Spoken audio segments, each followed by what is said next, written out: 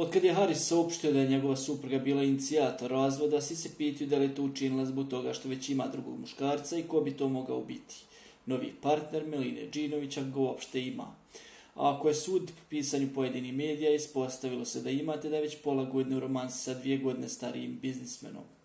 Svima je jasno da je brak Meline i Harisa odavno izgubio sjaj i da je bilo pitanje dana kada će se razvesti.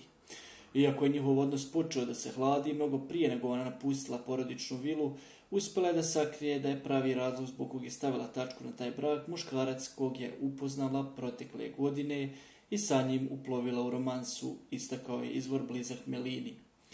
Njen novi emotivni partner važi za jednog od najpoželjnijih muškaraca na javnoj sceni. Svaki slobodan trenutak koriste da bude zajedno, a on je obasipa skupocjenim poklonima i pažnjom, pa se osjeća kao zaljubljena tinejdžerka.